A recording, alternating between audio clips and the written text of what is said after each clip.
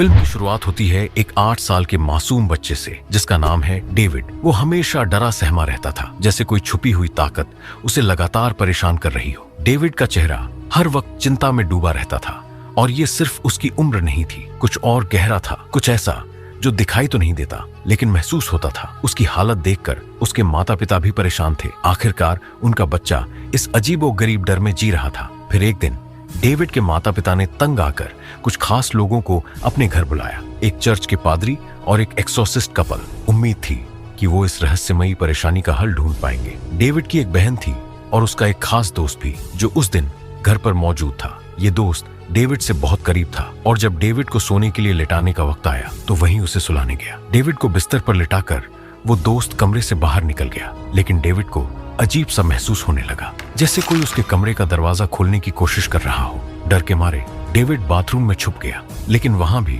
उसकी जान नहीं छूटी। उसे महसूस हुआ कि कोई उसे घूर रहा है। तभी उसकी नजर बाथटब की तरफ गई, जहां से खून बहने लगा था और दीवारों पर कई राक्षसी हाथ रेंगते हुए दिखे। ये सब देखकर डेविड चीख पड़ा। आवाज सुनते ही सब घर वाले ऊपर की ओर भागे, लेकिन जो नजारा उन्हें देखने को मिला वो रूह कंपा देने वाला था। डेविड, जो महज 8 साल का बच्चा था, अब पूरी तरह बेकाबू हो चुका था। उसने अपने पिता की टांग पर शीशे का टुकड़ा मार दिया, जिससे वो लहूलुहान हो गए।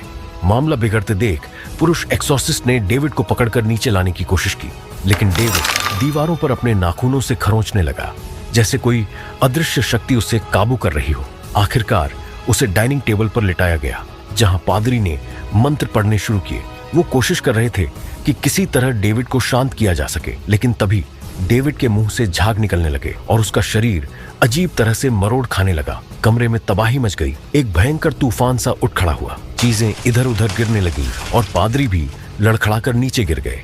डेविड अब बहुत ज्यादा ताकतवर हो गया था और खुद को छुड़ाने की कोशिश कर रहा था। एक्सोर्सिस्ट कपल ने उसे कसकर पकड़ रखा था, लेकिन डेविड का शरीर अजीबोगरीब तरीके से मोड़ खा रहा था, मानो कोई उसे पूरी तरह से काबू में कर चुका हो। ये सब देखकर डेविड की बहन का दोस्त डर के बावजूद उसके पास आया। उसने डेविड को पकड़कर कहा, मैं जानता हूँ ये तुम नहीं हो, कोई और है जो तुम्हें काबू कर रहा है, लेकिन मैं तुम्हें बचाऊंगा। उसकी आवाज में दृढ़ता थी और वो किसी भी कीमत पर डेविड को इस राक्षसी ताकत से छुड़ाने का फैसला कर चुका था। डेविड का दोस्त, जो हमेशा उसकी देखभाल करता था, अब उस पर आए हुए संकट को देखकर अंदर तक हिल गया था। उसकी आंखों में डर तो था, लेकिन साथ ही एक दृढ़ निश्चय भी था। उसने डेविड को पकड़ते हुए कहा, कोई फर्क नहीं पड़ता कि तुम कौन हो, इस मासूम बच्चे को छोड़ दो और मेरी आत्मा पर कब्जा कर लो। ये शब्द जैसे ही निकले, कमरे की हवा अचानक भारी हो गई। डेविड की लाल खून भरी आंखें धीरे धीरे अपनी सामान्य अवस्था में लौट आईं। ऐसा लगने लगा जैसे डेविड पर जो भी बुरी ताकत थी उसने अपना शिकंजा ढीला कर दिया हो। मगर इसके बाद जो हुआ वो और भी खतरनाक था। वो शैतान अब डेविड के दोस्त के शरीर में प्रवेश कर चुका था। जैसे ही उसकी आत्मा पर शैतान का कब्जा हुआ, उसका शरीर कांपने लगा। उसके चेहरे पर डरावने बदलाव साफ दिखाई देने लगे। उसकी आंखों की चमक बुझ गई। वो धीरे धीरे उसी राक्षसी ताकत के वश में आ गया जिसने पहले डेविड को अपनी गिरफ्त में लिया था। इसी बीच डेविड ने अपने होश में आते ही एक्सोर्सिस्ट पर हमला कर दिया था। उसकी स्थिति इतनी खराब हो गई कि उसे तुरंत अस्पताल ले जाया गया। डॉक्टरों ने बताया कि उसे गंभीर हार्ट अटैक आया है। कुछ ऐसा है जिसने उसे अंदर तक झकझोर दिया है। डॉक्टर ने उसकी पत्नी को बताया। उसकी हालत देखकर सभी लोग दुआएं करने लगे। दूसरी तरफ डेविड का दोस्त अब खुद को सामान्य महसूस कर रहा था, जैसे कुछ समय के लिए वो उस दानवी शक्ति से मुक्त हो गया हो। लेकिन ये राहत कुछ समय की ही थी। जब वो अपने घर के काम में मदद कर रहा था तो उसे दीवार में एक छोटा सा छेद दिखा। जैसे ही उसने उस छेद में झांका, उसे एक डरावनी आकृति दिखी। वो शैतान जो उसकी ओर देख रहा था। वो तुरंत समझ गया कि वो अभी भी इस शैतान के चंगुल से बाहर नहीं निकला है। शैतान ने डेविड का शरीर छोड़ दिया था, लेकिन अब वो पूरी तरह से उसके पीछे पड़ गया था। अब वो उसकी आत्मा और शरीर को पूरी तरह से नियंत्रित करने वाला था। अगले ही पल वो बुरी तरह घबरा गया और उस जगह से बाहर भाग आया। उसने खुद को पेड़ काटने के काम में लगा लिया, होपिंग कि इससे उसका ध्यान भटकेगा।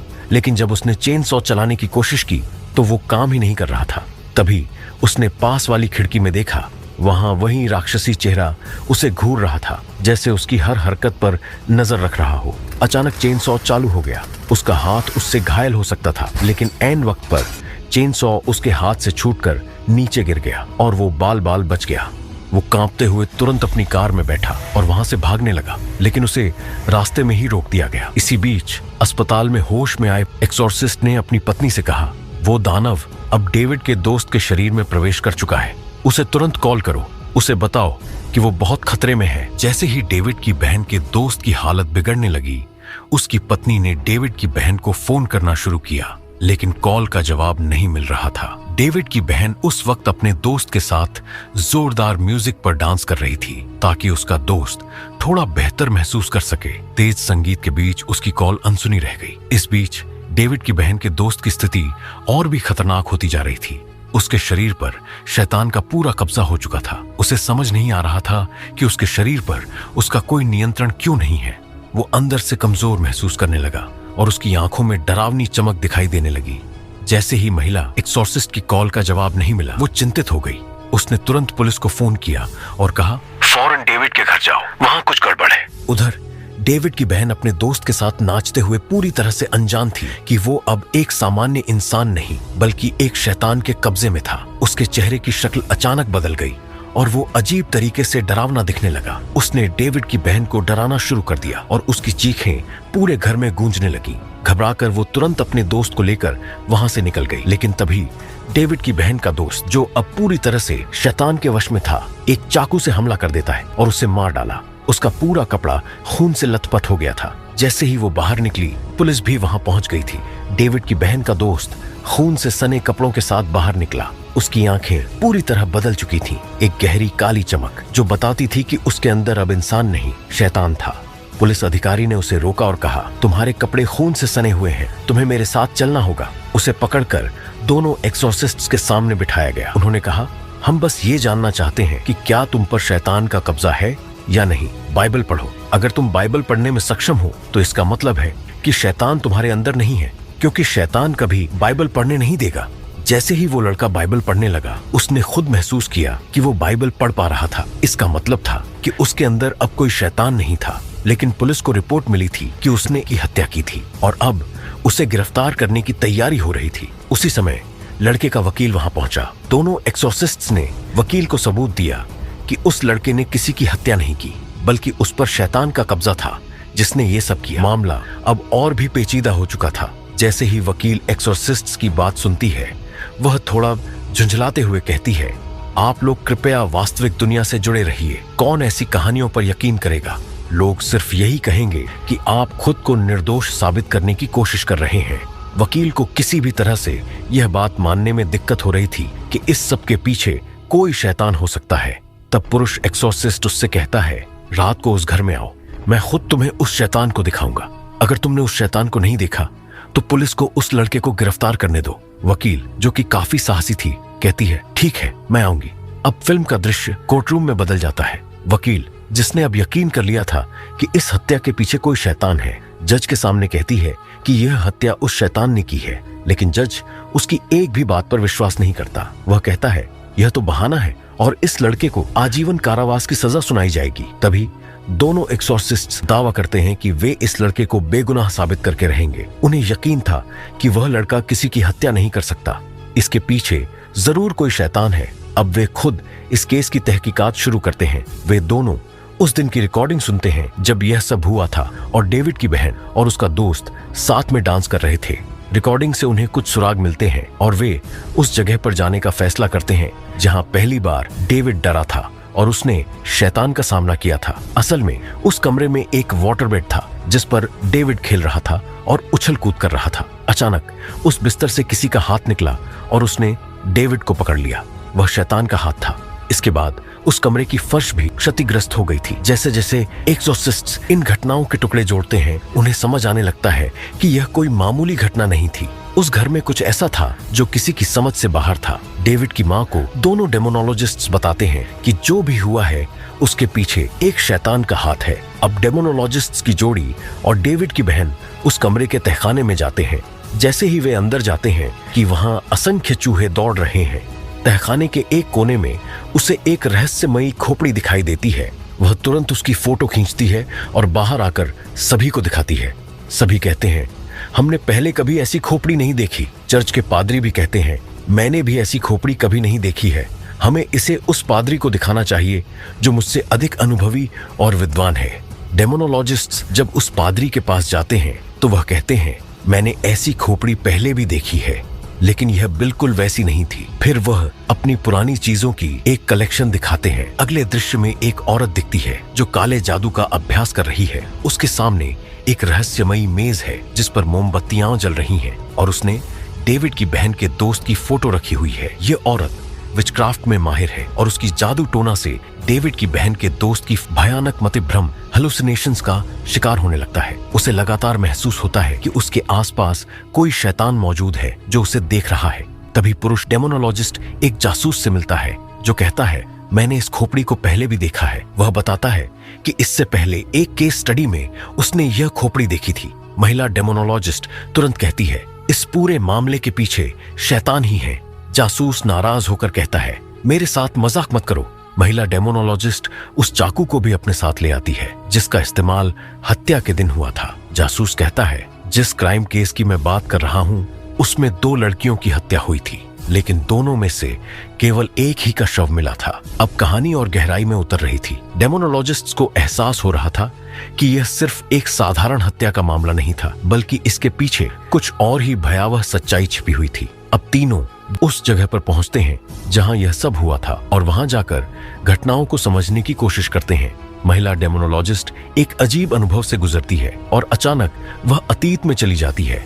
उसे महसूस होता है कि वह 2 दोस्तों की कहानी के बीच में है, जिनमें से एक दोस्त ने दूसरे की हत्या कर दी थी क्योंकि शैतान ने उसे अपने वश में कर लिया था। महिला डेमोनोलॉजिस्ट इस पूरे दृश्य को देख रही थी, लेकिन उसे महसूस होने लगा जैसे वह खुद उस हत्यारी दोस्त के स्थान पर है। वह उन्हीं घटनाओं को दोहराने लगती है जो उसने देखी थी। अचानक वह दौड़ना शुरू कर देती है, जैसे उस भूतिया अनुभव में फंस गई हो।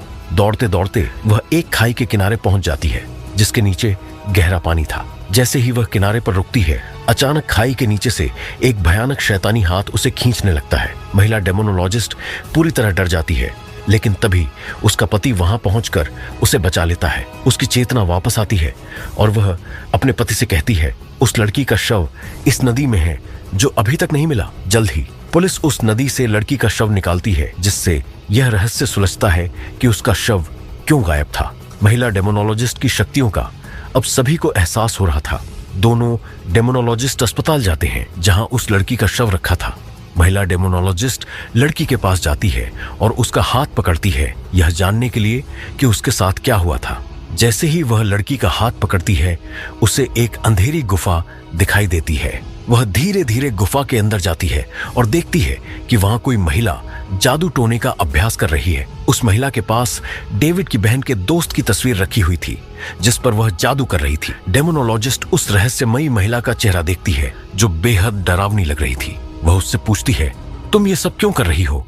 लेकिन इससे पहले कि वह जवाब दे पाती, वास्तविक दुनिया में उस मृत शरीर को लेकर कोई डेमोनोलॉजिस्ट पर हमला करने लगती है। महिला डेमोनोलॉजिस्ट के पति उसे चेतावनी देता है, उसका हाथ छोड़ो, अब इसे रोक दो, और महिला डेमोनोलॉजिस्ट को अपने अनुभव से बाहर आना पड़ता है।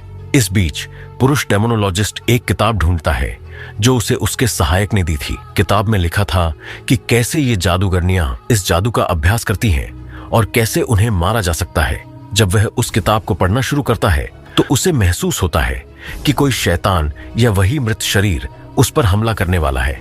उसके हाथ में एक चाकू होता है और वह उन पर हमला करने लगता है, लेकिन तभी उसका सहायक उसके हाथ को पकड़ता है और उसे बताता है, तुम अपनी पत्नी को खत्म करने जा रहे थे।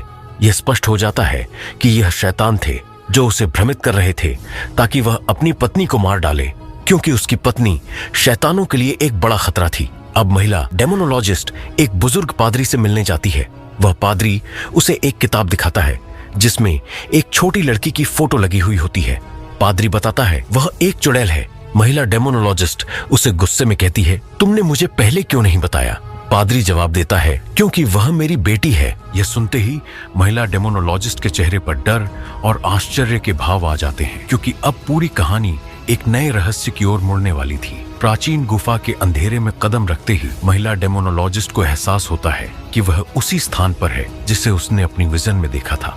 वहां वही चुड़ैल थी जो काले जादू का अभ्यास करती थी और अब उसके सामने खड़ी थी। महिला डेमोनोलॉजिस्ट का दिल तेजी से धड़क रहा था, लेकिन वह विचलित नहीं हुई। चुड़ैल की भयावह उपस्थिति और उसकी खतरनाक नजरों से उसे महसूस हो रहा था कि वह कितनी खतरनाक थी। और तब तक अचानक ही चुड़ैल अपने पिता की ओर मुड़ती है, जो वही पादरी था जिसने महिला डेमोनोलॉजिस्ट को यहाँ लाया था। एक ही झटके में चुड़ैल अपने पिता की हत्या कर देती है। खून का सैलाब महिला डेमोनोलॉजिस्ट के सामने बह रहा था। यह उसके लिए एक अवसर था, क्योंकि चुड़ैल का ध्यान कहीं और था। महिला डेमोनोलॉजिस्ट तुरंत उस मेज की ओर भागी जहां चुड़ैल अपने जादू का अभ्यास करती थी। वह मेज को गिराने की कोशिश करती है ताकि उसका काला जादू खत्म हो सके, लेकिन मेज इतनी भारी थी कि वह उसे गिरा नहीं पा रही थी। इतने में चुड़ैल उस पर हमला करने के लिए वापस आ गई। वह अपने प्राचीन मंत्रों से हवा को कंपाने लगी। महिला डेमोनोलॉजिस्ट बचने की कोशिश करती है, लेकिन चुड़ैल की शक्ति हर पल बढ़ रही थी। इसी बीच उसका पति पत्नी की मुसीबतों को भांपते हुए घर के तहखाने का दरवाजा तोड़ने की कोशिश कर रहा था। वह जानता था कि उसकी पत्नी खतरनाक स्थिति में थी और उसे बचाना उसकी जिम्मेदारी थी। तहखाने में महिला डेमोनोलॉजिस्ट को कोई बाहर निकलने का रास्ता नहीं मिल रहा था। वह इधर उधर भाग रही थी जब अचानक उसकी नजर एक आईने पर पड़ी। उस आईने में उसने देखा कि उसके आसपास एक शैतानी छवि झलक रही थी, जैसे वह उसे छूने ही वाली हो। तभी चुड़ैल एक छुरा लेकर उसकी ओर बढ़ने लगी। महिला डेमोनोलॉजिस्ट ने तुरंत एक पत्थर उठाकर उसे फेंक दिया, जिससे चुड़ैल पीछे हट गई। लेकिन वह इतनी आसानी से हार मानने वाली नहीं थी। वह अब पुरुष डेमोनोलॉजिस्ट के पास पहुंच गई। अपनी शैतानी शक्ति से उसकी पत्नी का रूप धारण कर लिया। उसने उसे अपने वश में कर लिया और उसे आदेश दिया, जाओ अपनी पत्नी को हथौड़े से मार डालो। पुरुष डेमोनोलॉजिस्ट पूरी तरह से चुड़ैल के वश में था। वह हथौड़ा लेकर अपनी पत्नी की ओर बढ़ने लगा, लेकिन तभी